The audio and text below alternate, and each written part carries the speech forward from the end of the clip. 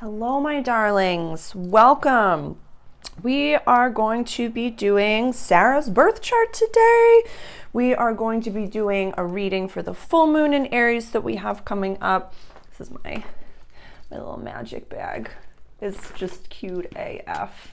Your little metaphysical doctor's bag, But so, as always, I read these charts as if I don't know you. So it's very easy for me to do a reading for myself, technically, because I am a consciousness that's running the human avatar. And every day that I grow and evolve, I can understand the energies that I see in the chart and kind of just grow and adapt with it. But this one's going to be super funky dunky, so I'm excited. So this is my chart that I bring with me when I do one-on-one readings. And this is basically what I have in front of me when you see the wall grid behind me. But it's the same thing. And I have, because myself, I'm a Scorpio rising.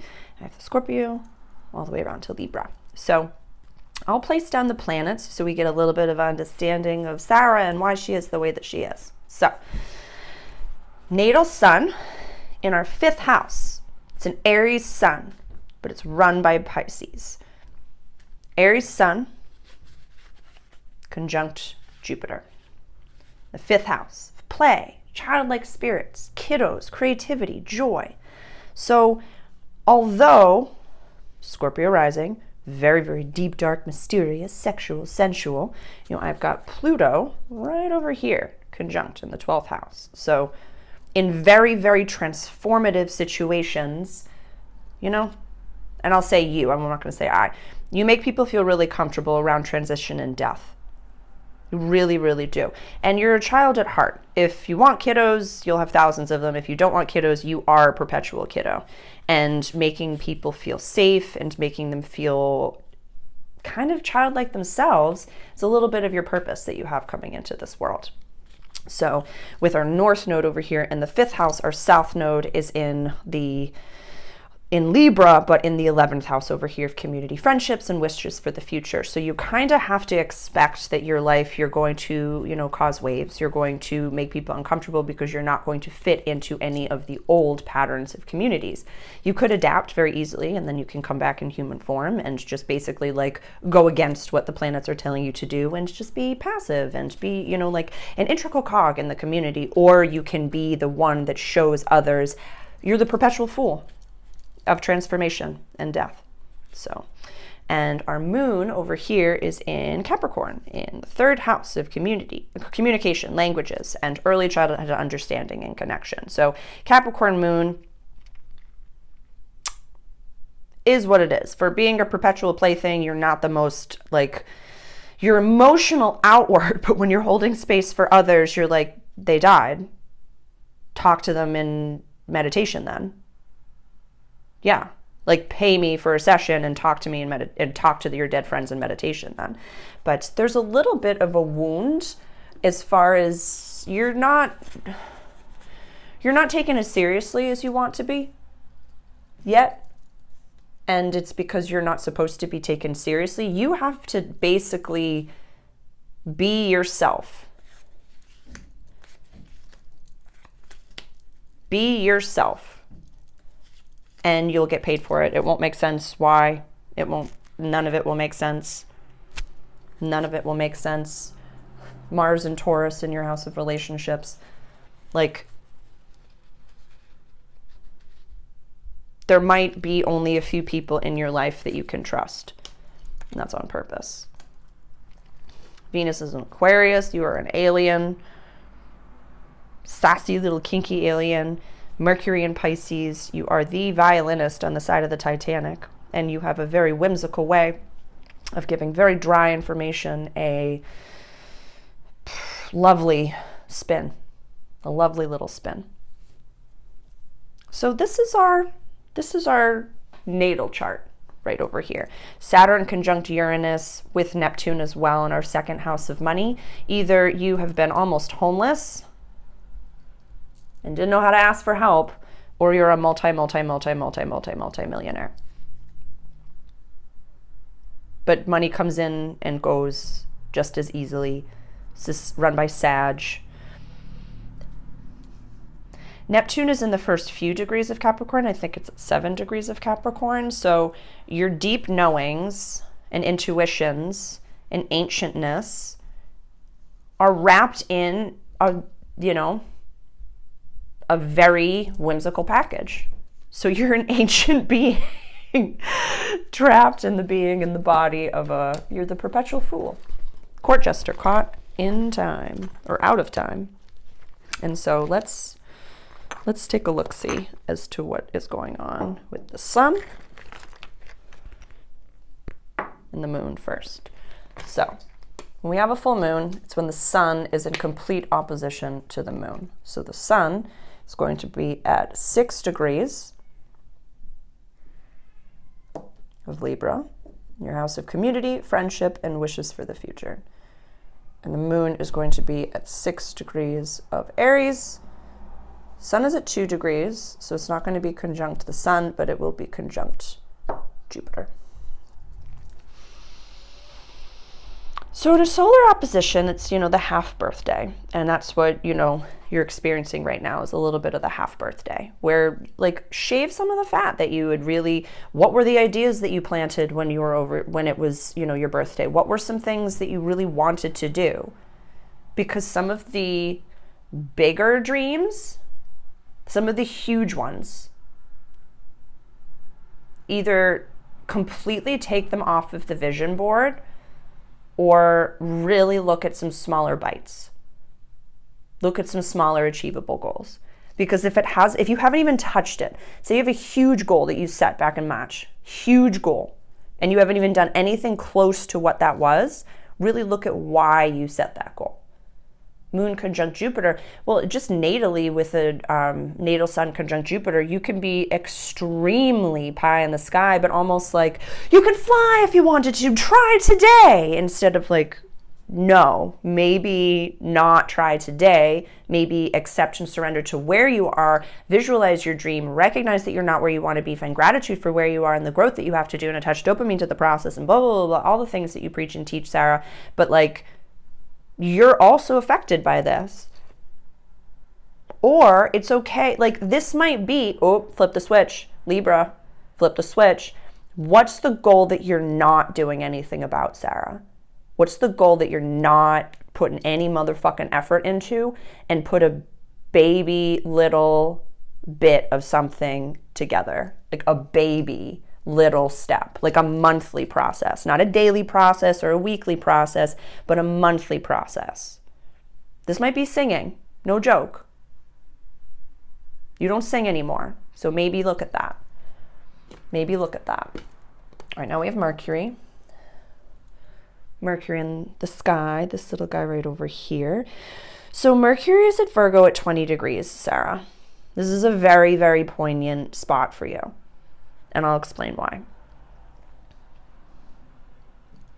This is trine to your natal Mars at 21 degrees, right over here.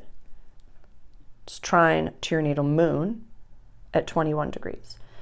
Your moon and Mars are in a degree trine, but not by the, it's by, almost by the second, honest to goodness. It's within a 0 degree orb, 21 degrees of Capricorn, 21 degrees of Taurus. So that 21 degree of Virgo is actually such a pivotal trine position to these two very important planets within your birth chart. So Mercury, our planet of communication, in its sign of Virgo, in its happy place in Virgo, is highlighting this right over here. And it's highlighting 11th house, relationships, and communication. So what deep knowing do you have that you have to really talk about?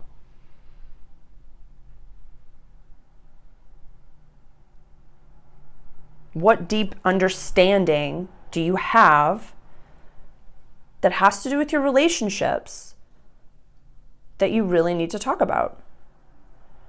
Or it's, boundaries are not there to change anybody. They're just there for you, but you don't have to respond back to every message. If somebody is trying to get into your business, you don't have to even respond. You don't have to give them any sort of anything, nothing. Just because somebody gives you the telephone number, Sarah, does not mean you have to respond.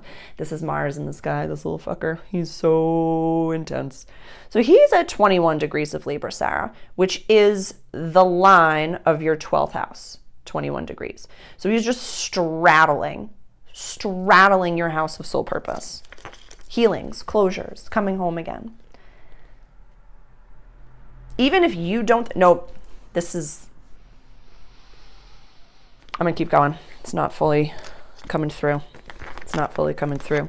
Or this is language, this is Italian, this is like so much. There's a lot to doing things. Okay, let me rephrase, Sarah. Is there something that if somebody says that they're doing it, that you get this wince of jealousy?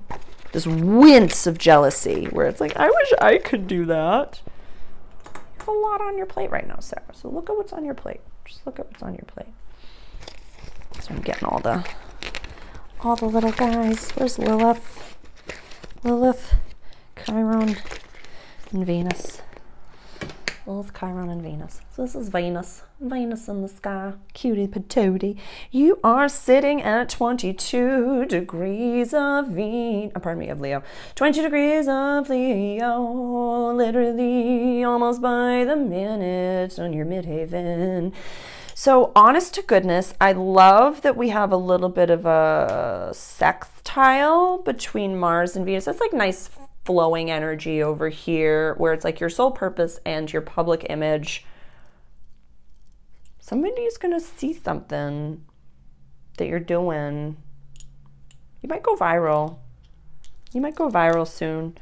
This is Lilith in the sky. We've talked about Lilith a lot, and I'd highlight, if you're here and you're interested in Lilith, I have an entire video on my YouTube, Lilith an introduction. Definitely go watch that because there's just some intensity to the Venus Lilith in your house of career and public image that's really just being highlighted over here. I love that this is really affecting your Pluto. I know, Sarah, that you want to be childlike and fun and stuff like that, but you're a magical motherfucking divine being. I need you to like let go of that a little. Just let go of that. Like literally like let go of the childlike side of yourself. Like you are this childlike being. This is built in, but I need you to let go of identifying with that and be your badass entrepreneurial fucking self. So this is Saturn, our disciplinarian in the sky. Retrograde in Pisces at 1 degree. This is at 5 degrees. So you've already had 1, 2 exact conjunctions. Like, why aren't you writing your fucking book? Why aren't you writing any books? Literally. Or why aren't you adding like a something for writing? Something. Just saying. Uranus and Taurus retrograde at 22 degrees, conjunct almost by degree of your natal Mars. Yes, relationships have come and gone sideways all over the place, and let that be. Let that be. Let that be. Jupiter is retrograde in Taurus in your house of relationships as well. This is at 14 degrees. Your descendant sign is at 12 degrees. It will retrograde back into your house of daily life and practical service. So yes, your business will be building a lot more, and then there will be more relationships to come. But these are attached to each other.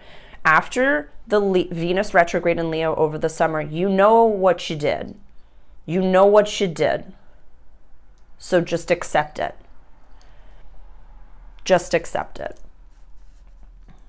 This is Chiron, your deepest wound, in your house of play and creativity and romance and joy. You also have Neptune retrograde over here, still in this house. These two aren't leaving. So you will have to be your own savior. You will have to bring your own joy. No one's coming. Go back and watch your own fucking content, girl. Go back and watch your own fucking content. Because no one's coming and you know this. And you've been aware of that. This is Pluto in the sky. It's deep transformation. It's at 27 degrees of Capricorn. This is 21 degrees. It won't conjunct again in your lifetime. That's over. But there's a level of knownness that you've put yourself in a public stage because of that you can't go back from.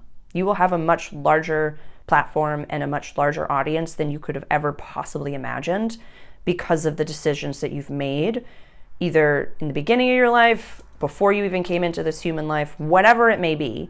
But the Pluto conjunct natal moon is the loss of something completely. You know what you've lost, but you've lost your anonymity forever. So that's really exciting. That's exciting. So these are the nodes, and I'll put these in last. Well, there are the last ones. We're at 25 degrees of Aries. So the sixth house starts at 21.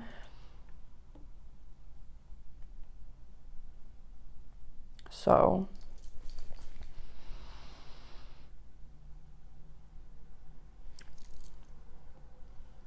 your daily life has changed more than you thought it has since the North Node went into 12, 13 degrees, 12, 11 degrees of Taurus.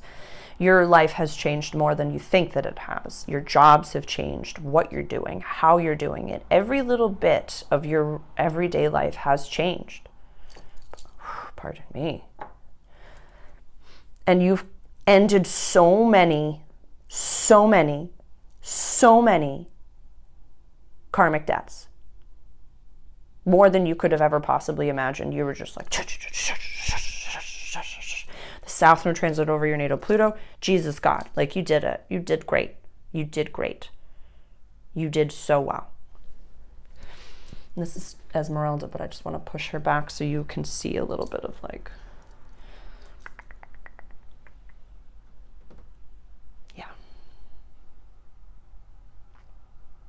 you're building systems and structures and policies, procedures that really don't fully make sense to you yet, but you are helping to build the new world from the inside out.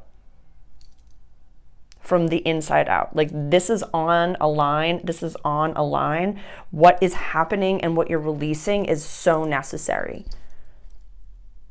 Old joys, old romance, old creative expressions, old ways of play.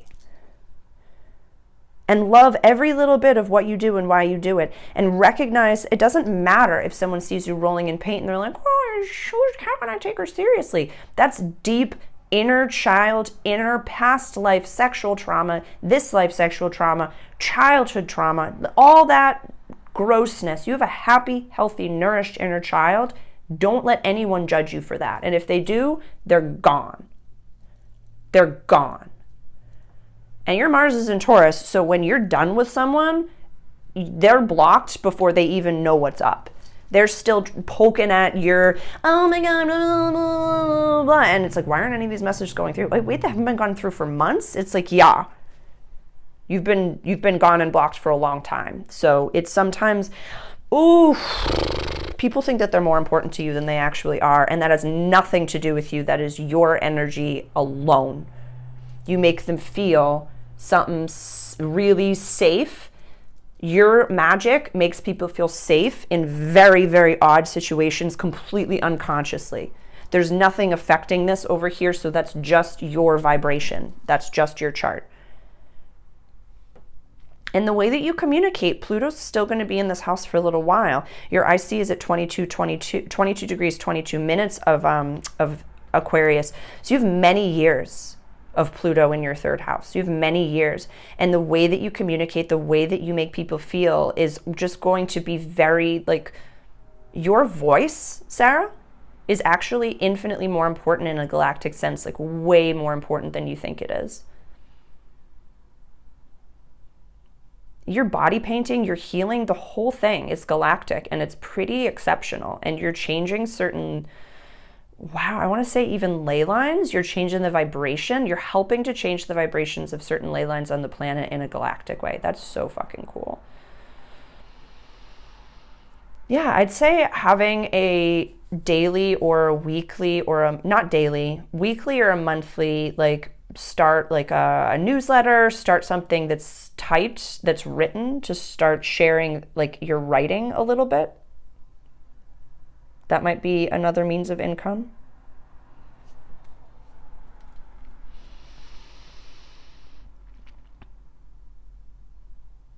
But yeah, what's happening right now, you're setting the foundations. Like I had said back in January and February, we're planting redwood seeds. So still with the sun in the 11th house and the 12th house, like takes a lot of time off from now until the sun goes into your first house. Take as much time as you can off during this time to daydream, let your magic blossom. People will fall. Not even fall. People will either,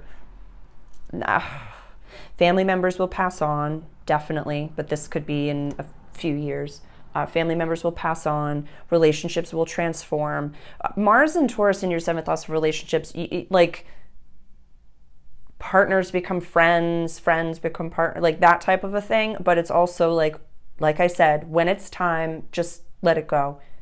And not even, you don't have to say anything.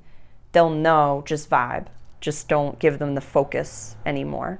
Your focus, you're like literally when you look at someone, it can be very intense sometimes.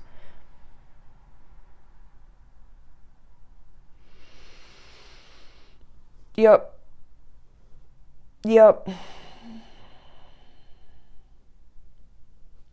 Oh my God. Let me just get the date of this. So, oh my God. Okay. This is how specific. This is why. This moment is why. So Mars right now for this full moon is sitting on 21 degrees of Libra. The new moon coming up in a few weeks is at 21 degrees of Libra. So the new moon that you're going to be manifesting is going to be coming up in a few weeks right there. So don't fuck around if you don't want to find out. Like, let things happen. It's okay, because your purpose is calling you. New moon is the right time to plant seeds for manifestation. So let go. This is imposter syndrome. Fuck off. This is imposter syndrome. You fucking let your imposter syndrome go suck my left rain boot. Fuck your imposter syndrome. Let it go. Release any bit of imposter syndrome from now on. If you have an idea, Sarah, put it out there. Do it. Try it, make it happen, because it's galactic. Your Aries rationality of like never ask questions and never ask for permission and never ask for advice is actually so needed right now. You've been through every single worst case scenario that you could have ever possibly asked for. You had Pluto 9 degrees. You had Pluto transit your ascendant sign when you were an infant child. We know what happened, but I'm just saying, Pluto has already transited your ascendant. It has transited Saturn, Uranus, Neptune, and your natal moon. You'll die when it's over here somewhere. But like, you've gone through that already. In the first 36 motherfucking years of your life, you've gone through that. You have deep transformational change coming, but like it will take 20 years for him to go from here to here. So just accept that that's your deepest transformation is the next 20 years of your life. Cool, awesome, amazing, great. But for this full moon, just let go of imposter syndrome. Be bigger. It's pretty exciting stuff, Sarah. I'm proud of you. It's not easy being you. It's not easy being any of us. It's not easy being alive right now in any capacity, but this is powerful stuff. So I'm proud of you. I love you. I think you're so cool and awesome. And I'm grateful to be part of your life. Thank you so much for joining me for this full moon reading. Please, my email address is listed below if you are ever interested in a personalized reading for yourself. It's here for you, babe. It's here for you. And we don't have to do the natal reading as well if you'd like, if you've already had that done. A lot of the times for clients, I just have the moon and what's happening for that. So we can do just like a very efficient little reading for the full moon, for the new moon, or we can do the full natal as well as the transiting. But it doesn't have to be on the moon. It can be at any time, any day. And I do have, for my corporate people, I have clients that before they make big decisions, they sign a contract, we look over their chart, we can look over the company's chart. If you're getting married, we can look at the date of the marriage, all that stuff. All that stuff. That's why we utilize these energies. That's why we understand astrology, so we can see where the planets are highlighting certain aspects of our life, and then we can go forward with that knowledge as our most authentic self. The planets are going to planet. People are going to people. The vibe is going to vibe. These are to help you, not to confuse you and not to hurt you. These are here to help you. You got this. I love you. I'm grateful for you. I believe in you. Please comment below any questions that you have just about this chart itself. I'm happy to answer any questions. There's specific transits, or, are you a Scorpio rising, or do you have, Leo running your 10th house? What's up with your chart? Tell me a little bit about you. I love you. Ciao, darlings.